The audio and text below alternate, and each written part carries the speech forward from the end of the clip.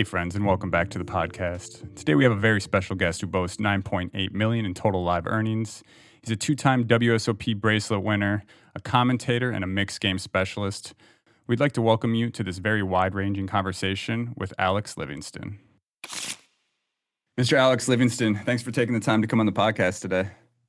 Yeah, happy to be here. Thanks for having me. Absolutely. So as we were chatting here today, it sounded like you were on your way to the casino down there in Houston. Made a wrong turn, but you made it back in time for the podcast. What do you got on the schedule today?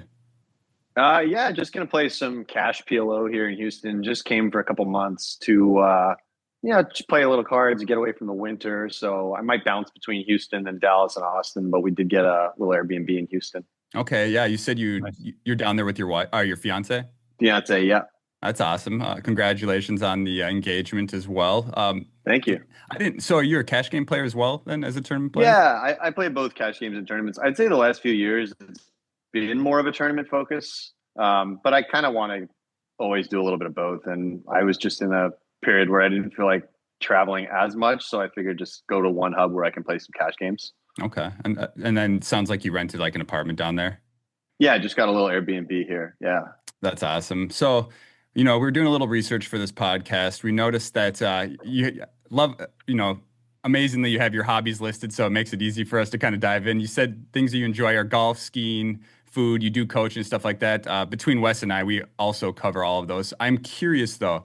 Your Twitter handle is rumnchess. Are you also a chess player? Yeah, so chess was like a big part of my life as a kid. Like from when I was probably, okay, cool. Awesome. Yeah. From when I was like 4 to 16, I played. So Wes, were you pretty good? Is you who said that? Yeah. I won a few state championships here in Minnesota. Oh, wow. Okay. Yeah. So what was your peak rating? So I just have a USCF rating. It's 1926, I think. Okay, we would have a good game. I feel like I peaked at like 1900 something in the Canadian. I forget what it's called, even CFC maybe rankings. So it's pretty equivalent to the USCF. Well, but I won the provincials a few years in a row in Canada for Nova Scotia, which is a small province. It wasn't like super hard to win the provincials, and for whatever reason there wasn't much competition in my grade level. So then I would get to travel to all the national tournaments where you'd have one representative per grade level. I don't know if it was similar in the US. And you play, well, actually, it'd probably be different in the US because there's so many states. But we would play like a round robin tournament against each of the other 9 provinces representative for that grade level. So that was a fun way I got to see a lot of the country as a kid. And chess was definitely my first kind of competitive game background. And how did you do at nationals? Never did great. I think I got 4th out of 10. One year was my best, so I never medaled. But it was always hard because like the bigger provinces would have big player pools, and so like Ontario, British Columbia, Quebec would always pretty much finish top 3 for most grade levels most years. But my buddy, my good friend Gary, he was a year ahead of me in Nova Scotia, and he was super good. So he won nationals a couple times, and he was always like our star on Team Nova Scotia. That's awesome. Yeah, nationals were very, very different here in the sense that you could just go enter. Like it was a normal, they had different sections based on both your age group and your rating, but anyone could register. And so, I once, when I was like under 1250 as a 4th grader, I got like 10th. I don't know. They gave trophies to top 25. So I got like 10th out of hundreds. But once I was in the open section, I think my best was like 4.5 out of 7 or something. Which is still solid at that level. Why did you guys fall out of chess? I mean, you both clearly had such a big upbringing and both, went somewhere with it. What stopped? Because both of you, it sounds like you stopped at 16 to 19, Alex, somewhere in there, you said? Yeah, well, for me, it was probably discovering poker and not that money's the only important thing, but I could play poker at 18 or 19, and there was a financial incentive, and with these chess tournaments there wasn't much of one. And I also always enjoyed the psychological element of poker. There was a little bit of that with chess, like you could try to figure out what your opponent's style was and get them out of their comfort zone or do these little like mind tricks, but it was much more just who was more studied and who had better fundamentals. And what I liked about poker was it felt like there was more room for creativity Okay. and for Interesting. adapting to who you're playing against. So it was poker that kind of got me out of chess. How about you, Wes? Oh yeah, I mean, from there are a couple answers. First one is once high school came around, I wanted to be able to talk to girls more. Which to Yeah, be that's fair. to be fair though, Uh, we had a very social chess team, and girls would like come and hang out with us. So we Okay. weren't that uncool. But no, I think also too, like I never really stopped chess. Like I've still played some tournaments as an adult, but like yeah, the reason I don't do it nowadays is because poker tournaments, and yeah, like I play poker full time too. And it's like in chess, if you want to make money, you have to be either like a terrific streamer or something, but really you have to be one of the best players in the world to actually make money from sponsors and whatnot. Like, I don't know, maybe top 10, 20 Yeah. something player in the world. And it's like, for those who don't know, Alex and I are probably our ratings are probably in the top couple percent of people who play competitively, but we are nowhere close to anyone who's like the top in the world, you know. Not even Yeah. remotely. We're like 1-2 players if you want to look at it in like poker cash game terms or something like that. Yeah, Like yeah, live 1-2 we're players. like winning 1-2 Yeah, players. winning 1-2 players. Yeah. so Yeah. it does that separates it kind of from poker where like there's just like the edge from the top to like the low, the top 5% isn't as big of a gap. It sounds like in chess there's a bigger gap. Do you think that's due to the variance in poker where there's not variance in chess? I mean, I think there's still a pretty big skill gap between the top poker players and like Really? the next tier down. But Mm. because of the structure of the game and the variance, they're not like, a great player is not going to beat another player at a super big clip. It's harder to quantify. Yeah, like with chess, Okay. if I play Grandmaster, I will win 0 out of 100 games. Okay. It's Okay. there's just no Right. there is no variance in chess. Right. And so by design of poker, like, yeah, a terrible player can beat a great player on any given day. Well, let's hold on that topic for a minute. So I know that you are a mixed game crusher, and I know that well, maybe I don't know this, but it seems like to me that the skill gap between the best and the medium would be in mixed games is far larger than it would be in something like No Limit Hold'em, just where the game is studied a lot more frequently or more known about. Does that make sense? Or do you agree with that? Yeah, like I would say, yeah, like if you were to say like the skill difference between the third best mixed game player in the world and the 50th best mixed game player in the world is probably bigger than the skill difference between the third best no limit player and the 50th best no limit player, just because there's so much information out there and there's so many people working so hard at no limit that it kind of like sandwiches at the top. And like Right. I mean, yes, there's still got like I would still take, a Mateos over some other Ah, kind we of love more run Mateos. of the I won't say who but I'll take him over like run of the mill high stakes reg, and there is going to be a gap there. But I would say, yeah, it feels smaller than the gap between whoever you want to say the best mixed game player is, like a Yuri or someone like that, Hmm. and then like the sort of run of the mill mixed game reg. Maybe there's a bigger gap in mix. Okay. And again, like it's partly just because No Limit is just way more competitive. Yeah, that makes That sense. makes sense. So I was looking over your hand in here for a while. It looks like kind of in 2009 you had your first recorded cash. You started off playing some, smaller to mid stake stuff, 300s, 500s. And then it come to 2013, you just made an incredibly deep run in the main event where you got 13th for Yeah. 450K. How did that change your career? Were you already playing mixed games at that point? No, and I wasn't even really playing mixed games after that. I was mostly just a Hold'em player then. Maybe I had started getting into PLO a little bit. Yeah, I was playing some PLO at that point too. But it was a lot of Hold'em cash and then some PLO cash. Okay. Yeah. Yeah, it looks like you started to add mixed games, and it looks like what was this? You started seeing some mixed game caches come in 2014, and then kind of from 2016 to 2019 is when you started specifically playing mixed game stuff. And also something I found kind of interesting, or Wes and I were both looking over, is you're pretty much just a WSOP and a PokerGo Tour grinder. Is that accurate? Not Yeah, specifically. I mean, you obviously sprinkle some other stuff in there, yeah, but I sprinkle some other stuff, and I've also bricked random things. So like, there's where there's Yeah. gaps. as poker Like tournaments. I went to Aussie Millions twice, and I don't think I ever cashed an Aussie Millions tournament. But yeah, I mean, WSOP is definitely the focal point of my schedule for the year. It's what I kind of try to build towards the rest of the year, and I do play a fair amount of online and cash games in between.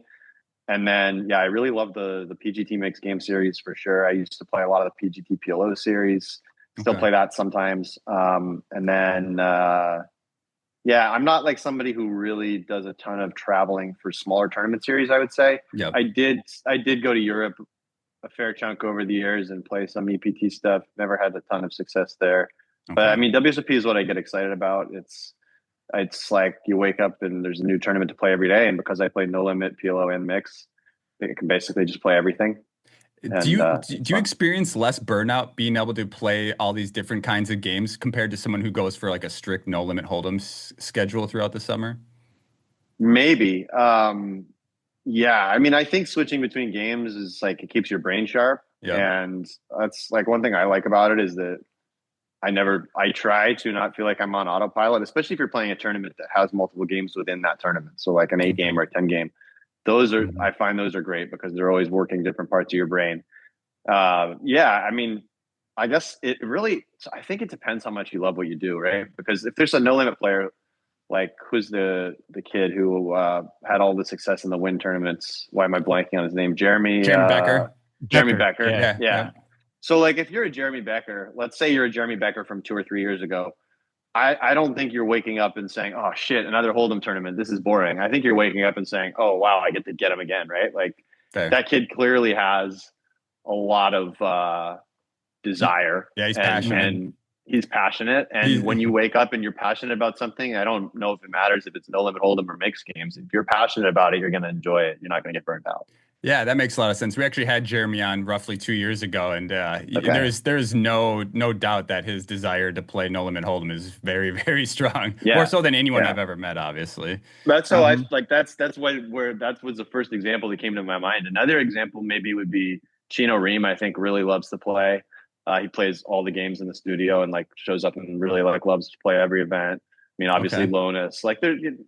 And I think that if you look at who's been having results over the last few years and who's always had results, I really do think that passion is one of the characteristics that would define a lot of the top players, because you can be a great player on paper, but if you don't really want to be there, or you're just kind of showing up because you feel like you're supposed to, you're not going to have the same results. Whereas I if you show up and you're really happy about being there, you're going to do well. I'm so glad you said that, and I completely agree. I mean, passion is kind of just it's what pushes you to reach new heights in anything in life, right? So like you just gotta Yeah, love it, and you want to wake up and do it. And you'll see the people who are more passionate, put themselves further into whatever it is they're doing. yeah, for There's no sure. doubt about that. All right, let's do a little guessing game, Wes. So Wes and I aren't Okay. big mixed games players. We do have an audience that wants to get into mixed games, and I think having you on will help promote that. Um, the guessing game Great. is going to be, what is Alex's favorite mixed game? I'm gonna just go on a Cool. whim and say it's gonna be 7 card studs, strictly because you won a bracelet in it. Wes, what do you got? I was just gonna throw out deuce to seven single draw. I love that. Yeah. Okay. Yeah. Are we right at all, or? Well, it's okay. Are we counting PLO as a mixed game or no? Is that its own entity? I kind of let. I feel like PLO Kilo's is. like the second hold'em now. Yeah, I Yeah. feel like PLO is the Okay. second hold'em. Yeah, well put. So what would I say my favorite game is outside PLO? I get asked this question a lot, actually. I would.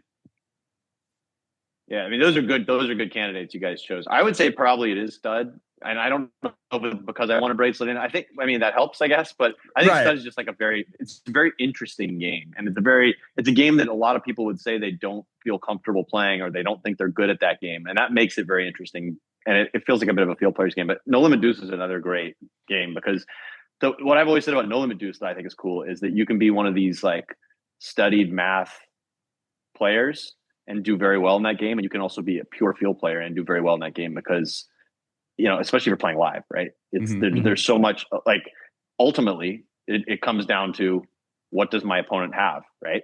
And if you're somebody who is very good at looking at your opponent and figuring out if they're bluffing or not, or figuring out if they caught what they needed or not, like you're going to have a lot of success in that game. And then also, if you're somebody who's really studying that theory, you can probably get by with that strategy too. And if you're someone who can do both, then even better. So intuition plays a big role in something like deuce to seven. Just kind of the feel. I think so. Yeah. Yeah. I mean, there's two decisions, right? There's two betting rounds. Yep. So, you have limited information, but like basically a lot of the time it comes down to, let's say you're drawing one card, they're drawing one card. Mm-hmm. Now you catch some sort of marginal bluff catcher and you face a bet. Now they're either value betting or they made a pair or something and they're bluffing. And if you're really good at figuring out what somebody's body language is, I mean, of course the greatest players might not give as much away, but I do think that there's a reason that somebody like Nick Schulman has won that 10K deuce to seven tournament 3 times, right? It's like, I think he has a very good feel for people's tendencies. Yeah. And so maybe it's not like, he might not be some body language expert, but he's an expert in, the way people approach the game, the way people think about the game. And when you're really good and really sharp with that, then you have a good idea of what they're more likely to have. So maybe safe to say he's just kind of good at putting himself in their shoes. Yeah, I think that's a good way of putting it. I think that, like, maybe again, underrated skills in poker would be self-awareness for sure. Okay. And understanding how people perceive you and understanding how they think about the game and all that. Okay. Yeah. So how would you suggest that someone studies the draw games or mixed games in general? But we did have someone specifically ask us about draw games because, you can't just go on to GTO Wizard and have infinite information there. So yeah, how would you go about that?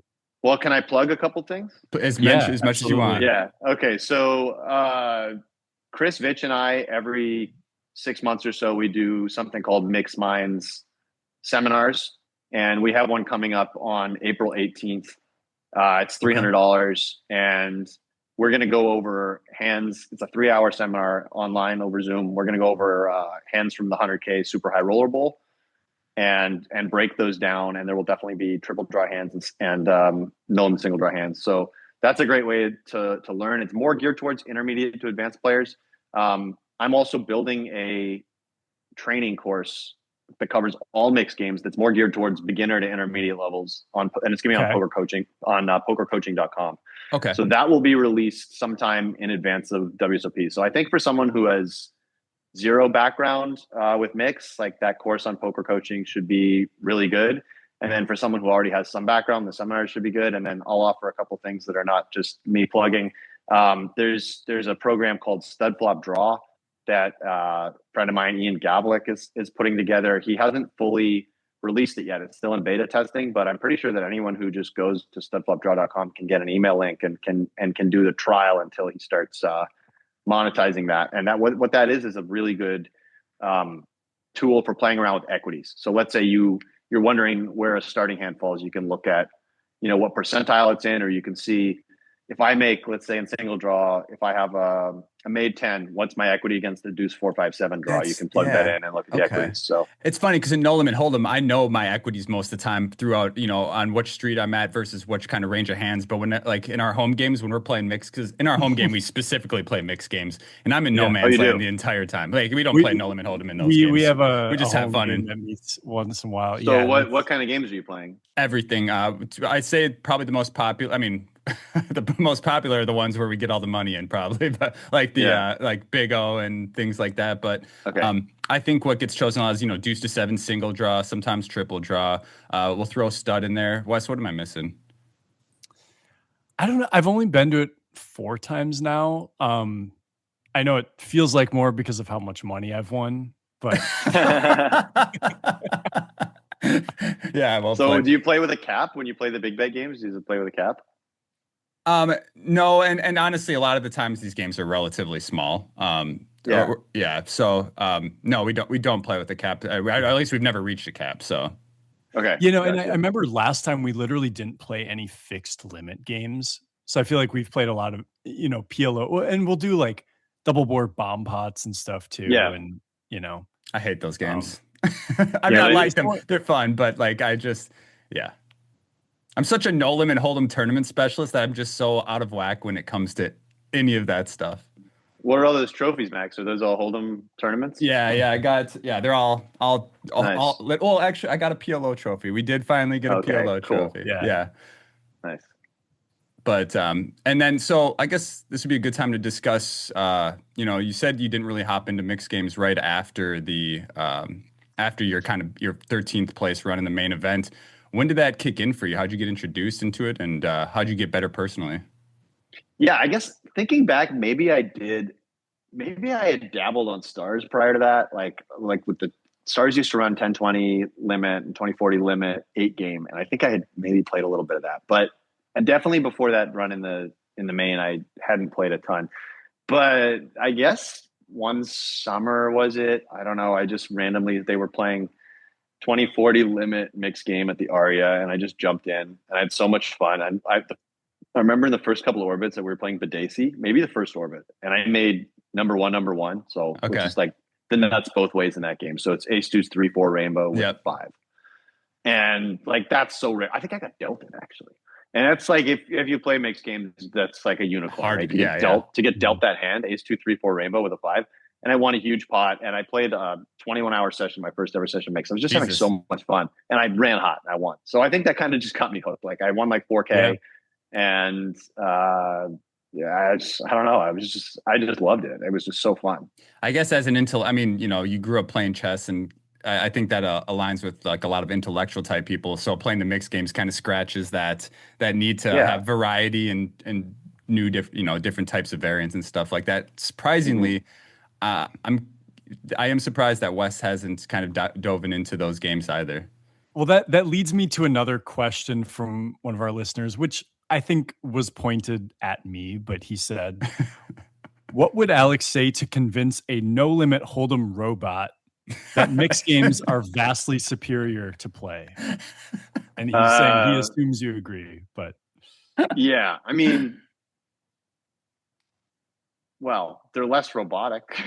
So That's if you fair. want to be less of a robot, like seriously, like there's a more social atmosphere in mixed typically because a lot of the games are played limit, and when it's limit, it's just one more bet, and it's like there's all this tension in no limit because you're facing this inevitable big river bet, and there's like, and some people like that, right? Like you take somebody like an Alex Fox, and I think he thrives in that kind of like ultra competitive warfare, or Chidwick, Ike, these guys, they love that, and that's great.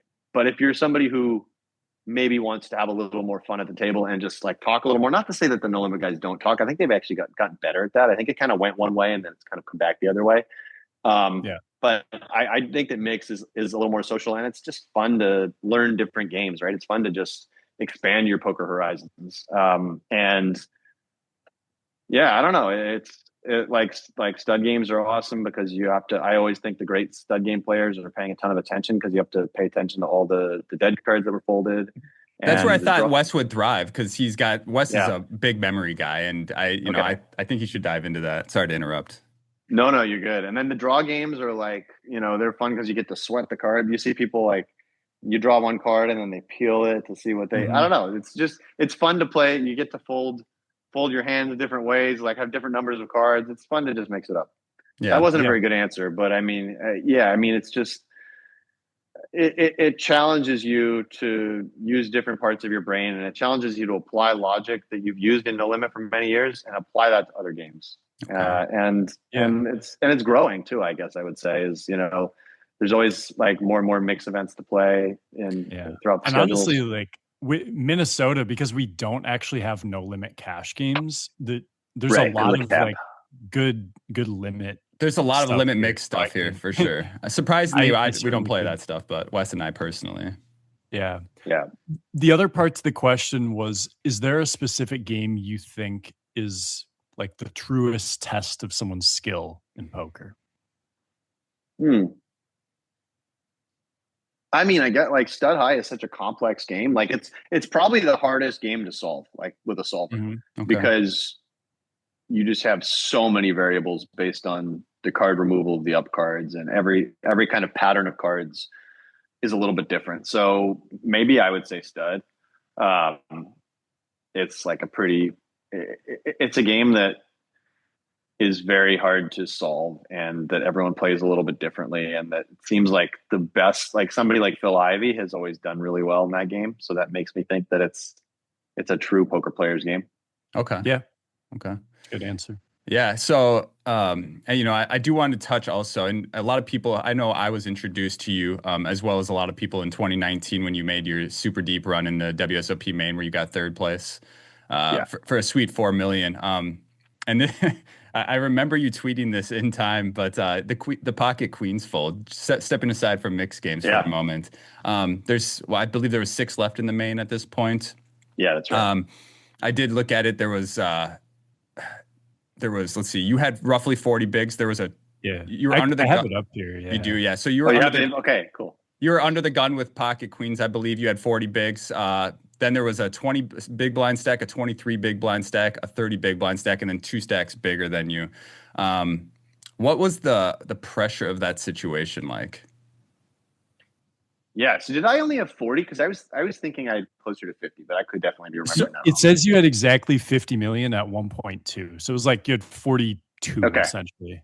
Okay, got it. Yeah, 42 blinds. Okay, so yeah, I remember the hand pretty well. I opened queens under the gun. Dario flats the cutoff, I think.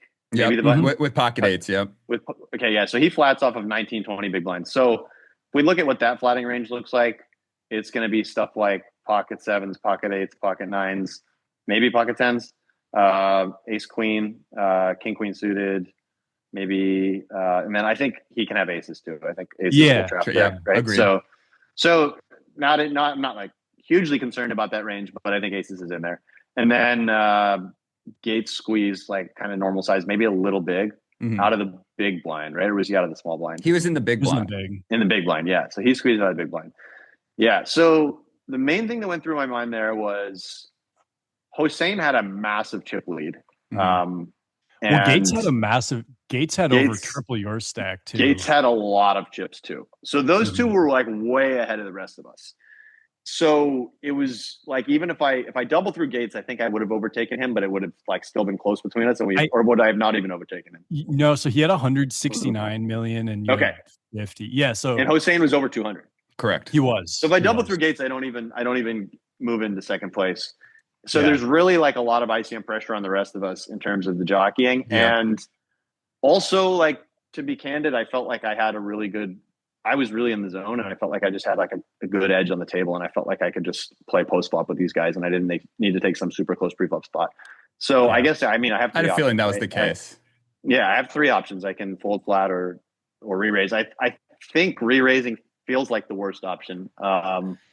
And I think even like, I think somebody ran a sim on this and they said it was a good fold. Maybe someone else ran a sim and it was close, but I just didn't really like flatting like 11 bigs or whatever it was. And I just felt like I could pick a better spot. And like, again, if I could go back and do it again, I think I would do the same thing. Okay. I also thought that the other thing to mention that's important is that, and it's not to take anything away from Gary Gates, but I did not think he had any bluffs in this spot. So I thought it was like, he was an amateur. He had 100K in earnings at the time. Yeah.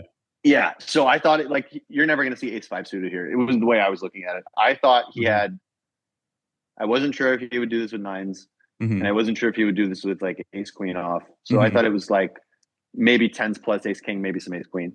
Okay. Yeah.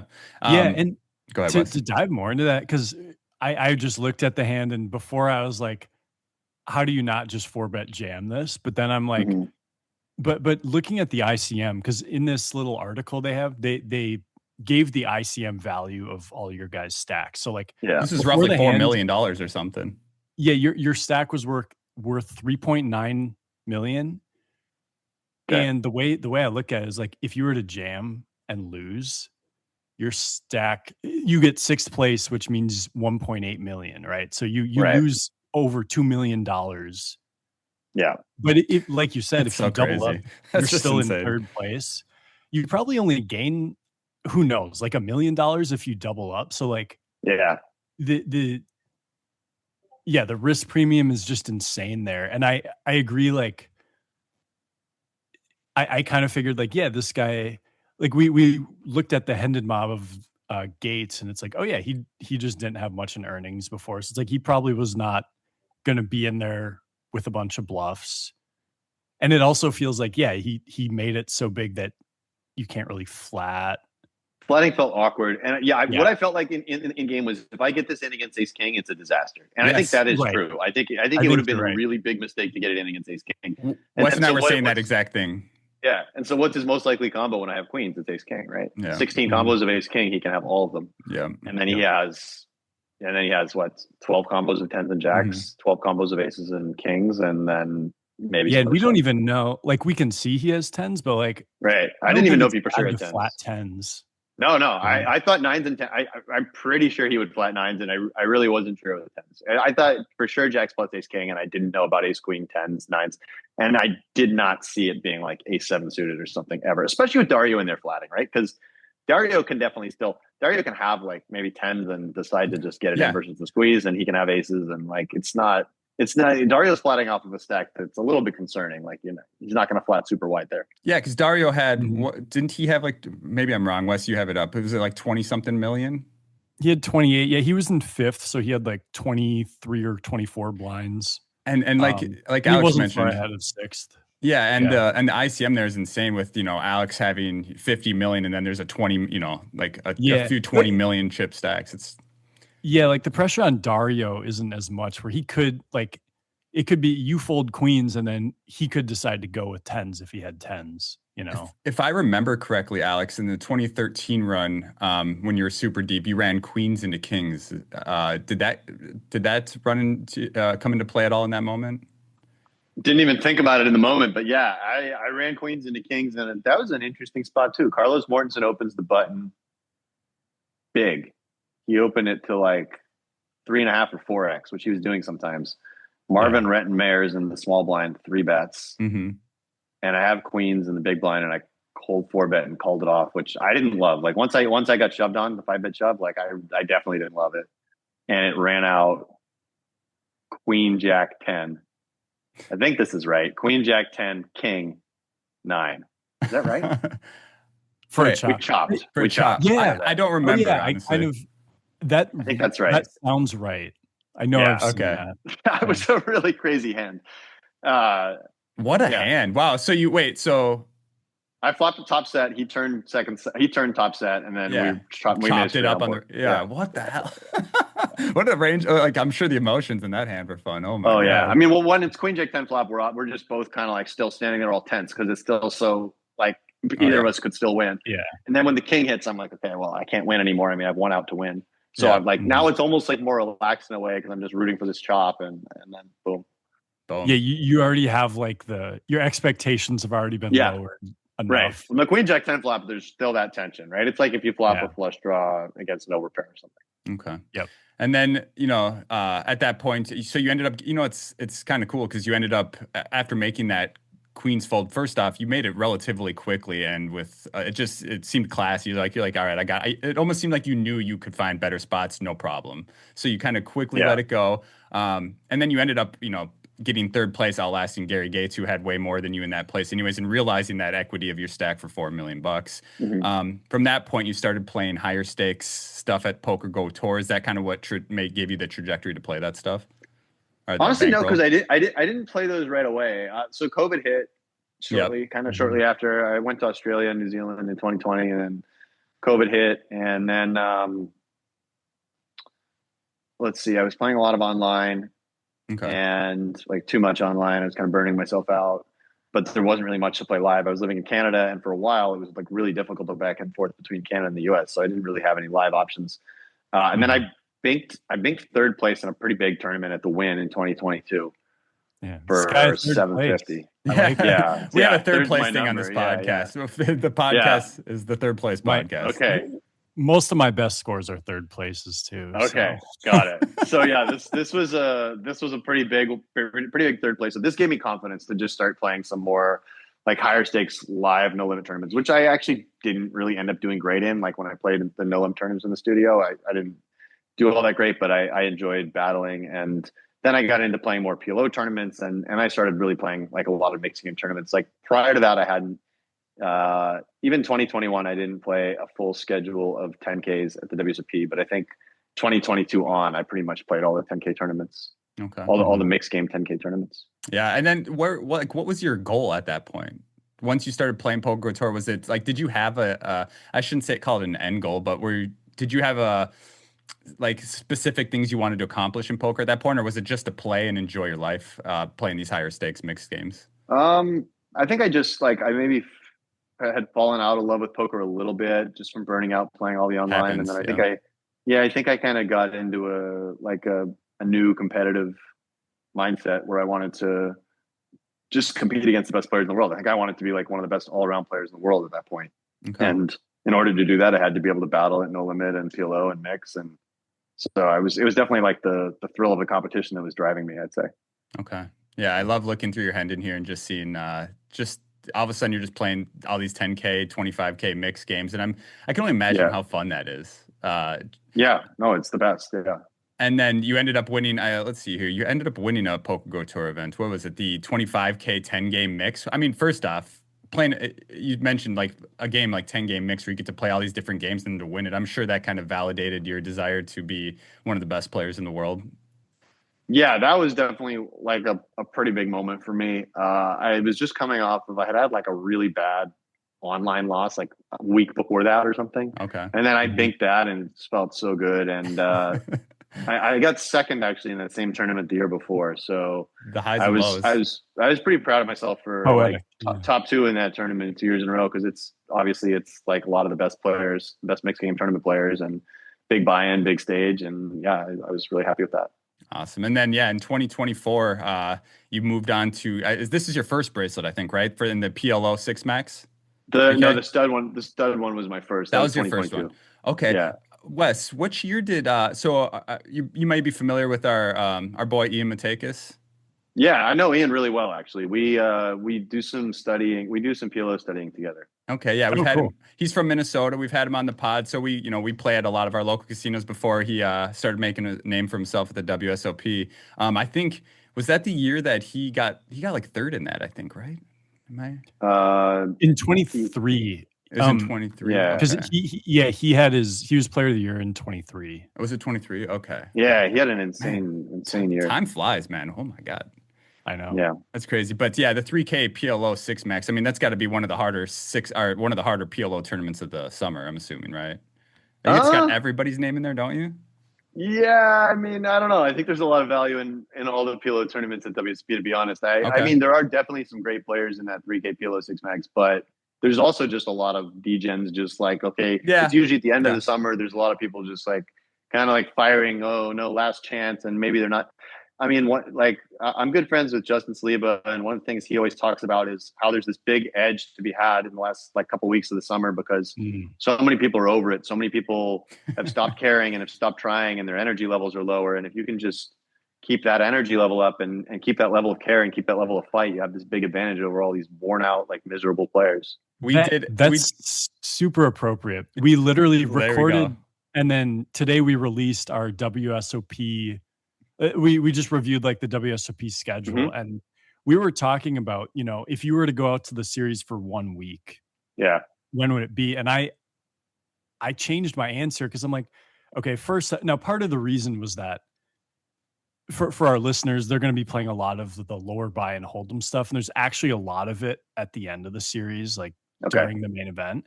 But also, I'm like, there's so many people that are just worn out and pissed off, and we're talking, it's not the best energy there. There's a lot of people just super dejected, including us sometimes. But that's funny to hear. And actually, I wanted to ask too, because it sounds like you schedule, the WSOP is a really big part of your schedule for the year.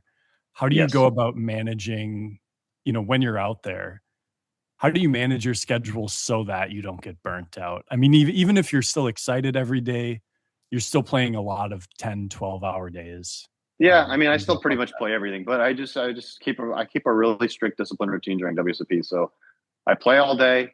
I go home. I sleep. I don't really spend much time on my laptop. I don't mess around. I'm just I go home and I sleep. I go to the gym every morning.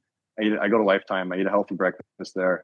I go in. I play. I rinse, repeat, and I'm just I have enough endorphins and enough excitement to be there that I don't really get burnt out. Now, if I go on a 15 to 20 streak tournament where I don't cash, which has happened a couple of times, maybe I'll go to Utah for a day or two, or I'll go Like I went to Utah overnight one time for a night. I went to Boston and watched a Celtics game one time for a couple nights. So I will occasionally take, if I feel like I need to take a 1 to 3 day break at some point in the schedule, I will do that. But besides that, I play every day. What are some of your favorite hiking spots in Vegas during the WSOP? I like Mount Charleston because it's a little bit higher elevation, so it's a little bit cooler than the rest of Vegas during WSOP. Okay. Yeah. Okay. Yeah. And then do you play golf at all down there during the summer? I do, but I try not to play much during the summer because it's so hot. It is hot. What, do you have a handicap, or do you keep a handicap? Yeah, I'm like I'm high. I used to be okay. I'm like back to like a 15 now or something, a 14, 15. I was down to a 9. How about you guys? So Wes doesn't play. I started playing golf. Yeah. I started playing golf when COVID hit, and started keeping a handicap roughly 2 or 3 years ago. I'm actually a 15 right now myself, so I'm working my way. It's funny though how golf is such a unique game where like I have friends who, and I'm not going to name any because they might be mad, but like I have friends who've gone down from like they'll work their way down to like a 7, and then all of a sudden now he's back to a 15. So like what a painfully, like the mental side of that game is probably very relative to poker. It's like, oh, it's crazy. Yeah. It's a total, I mean, it's like way more, it drives people way more crazy, I think, than poker does, golf does. It's because you show up one day and you're hitting every fairway and you're hitting it straight. And then you show up the next day and you're just spraying every tee shot into the woods and you have no idea what you're doing differently. Yeah. And to get it back, it's so hard. It's so hard. Or you get the yips chipping and you just start dumping chips when you've been a good chipper your whole life. And like this stuff just happens in golf all the time. And I think that it's like one of the most mentally infuriating sports. So I have a lot of respect for all the people who have made it to the top of that game. Yeah. So essentially golfers and poker players are just masochists. Well, yeah, I think you could say that. As someone who doesn't play golf, I'm like, at least in poker, you can understand why the variance exists because you literally don't have control over what cards come. Whereas in golf, it feels like you should literally have control over. Like it feels like there shouldn't be variance, but there is a lot of it. Like the grain, the wind. There's just so much variance that that doesn't seem as apparent in like poker, I should say. Totally, yeah. And I'm sure it's like you can wonder, am I doing something wrong, or is it conditions? Like, I don't know. I mean, that's true in poker too, right? You can always, you're always having these moments of doubt where it's like, did I play the hand wrong, or did I just get, a bad card distribution, or did I just run into the top? The common one is you just lose a bunch of pots and you think you made the right decision, but you're not sure. Did I just run into the wrong part of his range, or am I making mistakes? Yeah. And when something happens over and over, then obviously you question it more. Right. Yeah. Totally agree. So how do you for poker, like I'm sure you've had times throughout your career where you've just kind of lost that confidence because of, maybe an accumulation of times where stuff like that happens, or a downswing or whatever. Yeah. How have you, bounced back from those, and how do you over time make those not feel as bad as they do?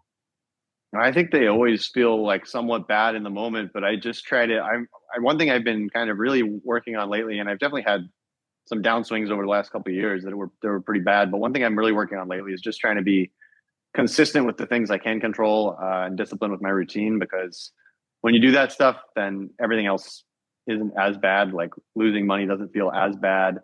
So yeah, just trying to be consistent with sleep and working out and diet, I guess that's such a generic answer, but it's also, if you look at what the top players are doing, it's they're all thinking about those things. But there's also a fine line of being able to distinguish, like not just saying like, what could I do? I completely just lost my train of thought on that thought. But anyways, yeah, I think, or just saying something's out of my control when it truly isn't. There we go.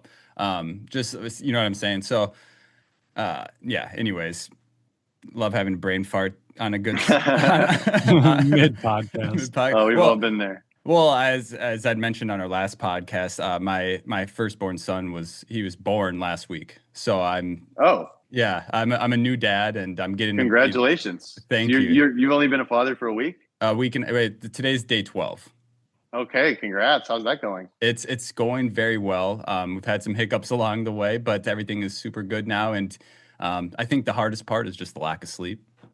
Yeah, that's what I've heard. Yeah. But I would have it no other way. And every single day the bond grows stronger, my love for him grows stronger, and I'm Amazing. very excited for the future with him. But with that, I've had a lot of brain fog recently.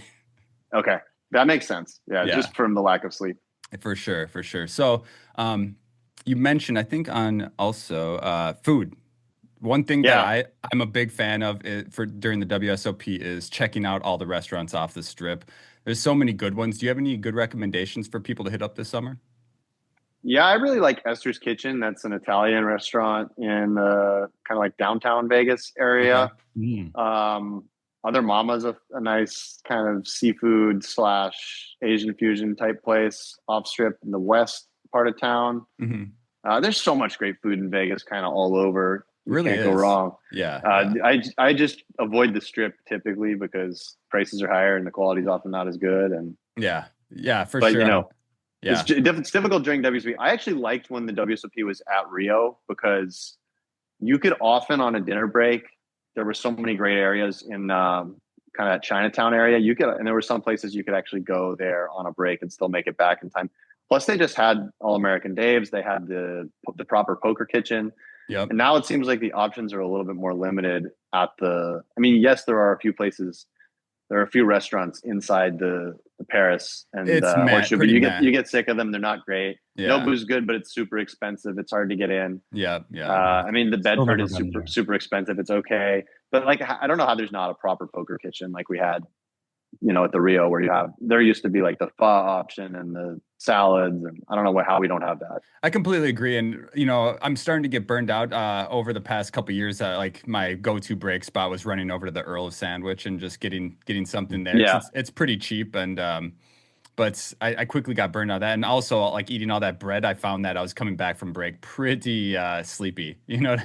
yeah, that's one thing I've been really trying to focus on. And I have a mental game coach, and she was really advising to not don't eat a ton of carbs while you're playing poker, and that is something I've always found. I play better poker. I often just eat less, to be honest. I Mhm. typically weigh less at the end of WSOP than I Me do too. going into it.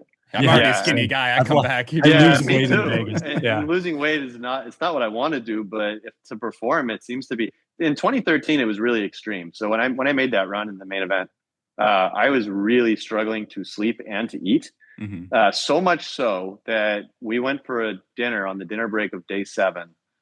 And I went with like 10 or 12 of my friends and I treated them all to dinner at this nice Italian place. And all I could eat was a banana. I literally asked the waiter if they had a banana in the kitchen they could bring me because Wow. I couldn't get food in my system. And I was on the All American Dave's Wallberry shakes and green shakes all day, like the last 3 or 4 days of play. And that was all I was really able to eat. Well, at least you're able to Oh get some man. nutrients that way. But yeah, I mean, Yeah. playing poker, sitting down at a table, you have your adrenaline pumping for so many hours out of the day. It's just very unhealthy. And I think Yeah, it's true. it's like you said, it's so important to have some sort of strict schedule to kind of make sure that your body is able to perform.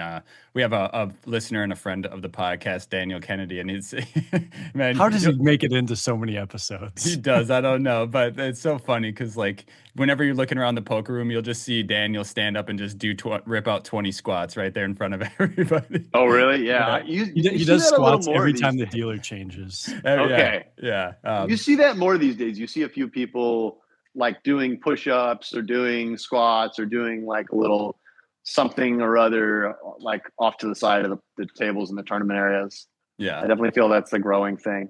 I mean, hey, that's a good thing though, right? I mean, it's Yeah. fun. Yeah, it's incredible to see people taking care of their health. And I yeah, I feel I relate so much when I'm at the WSOP where like my appetite, like I won't eat anything all day, and then when it comes time to eat, I just have no appetite.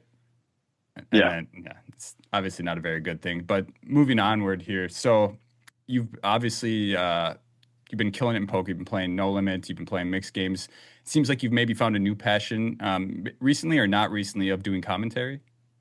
Yeah, definitely. I love, so I do a couple things outside of playing. I coach and I commentate. And they're both great, but I particularly like the commentating. I really, really enjoy that.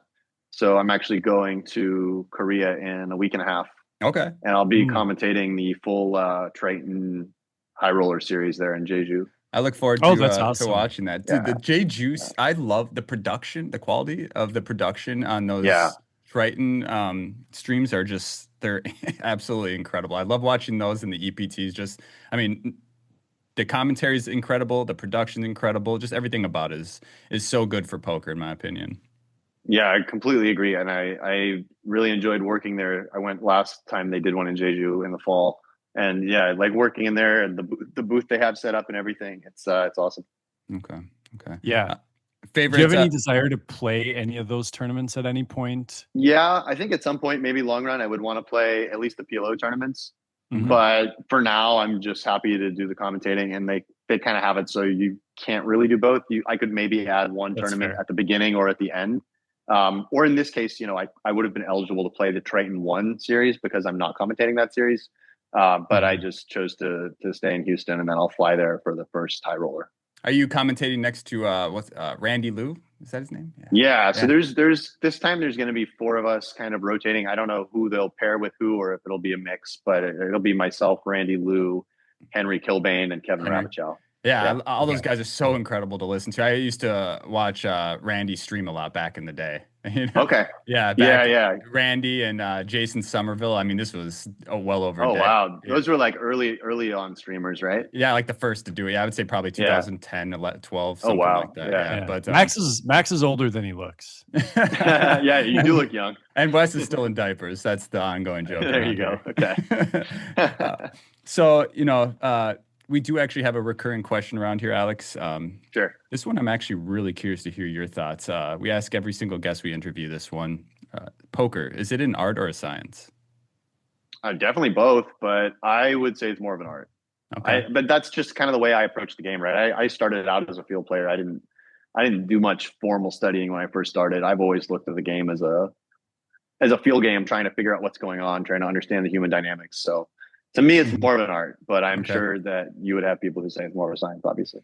Yeah, and I would say both is probably the most common answer. We do get people on the farther sides of the spectrum, but some version of both is the most common, I think. And as someone who's leans more towards science myself, I'm like, I do realize that in a practical sense, like I think maybe at a theoretical level, if we all had computer brains, it would be a science, but like because we're humans and we're always going to be imperfect, like I think it has to have art to it, Yeah. Actually, someone in a group chat had a good answer where it's like science is knowing the frequencies or the combos to bluff. The art is knowing if this person is going to actually fold the hands they're supposed to or not. Yeah, I mean, that's part of it for sure, is how are my opponents actually going to react to the things I do? Yeah. Mm-hmm. Yeah. And I think you had mentioned, who was it you were saying earlier that was really good at that? Was it Shulman? Nick Shulman. Nick Shulman, yeah. I would love. So by the way, if you get the hookup, give Nick Shulman our number. We'd love to have him on and talk to. It might be a hard guy to get a hold of. Yeah, that's fair. That's fair. Yeah. Do you have any other plugs you wanted to mention as we start to wrap things up here? So I guess I had plugged my poker coaching and plugged Mixed Minds Poker. No, I think those are kind of the two. I mean, I do offer private coaching as well. People can get in touch with me. You can email me at rumnchesspoker@gmail.com, which I don't really use that email much, but I made it to sort of take poker things. Nothing else really to plug. If you wouldn't mind emailing me the links to all of your stuff, and I'll go ahead and put them in the show notes so people can find you. Because I know you mentioned that there's that $300 mixed games Zoom session that you got seminar. So we'd love to push that out to our listeners as well. Because I know, again, this WSOP is around the corner. There's more mixed game opportunities than ever, and I feel like a lot of people really wanted to start improving their game so they can have an opportunity at those events. Yeah, that would be great. Go ahead, Wes. Oh yeah, is there like a certain level of player type that you tend to do private coaching with, or is it kind of great question? Yeah, it's a good question. I've done all levels. I would say that probably it works best for intermediate students trying to move up to that advanced level. But I have worked with beginners before, and I've worked with some pretty advanced players as well. So there's not necessarily one level, and mostly I coach PLO and mixed games. So I do have a couple of Hold'em students, but I think there's better options out there for Hold'em. So I would predominantly coach PLO and mixed games. Okay. Okay. And do you do both cash and tournaments then? Yeah. Yeah, definitely looking at both. Yeah. Okay. Sounds good.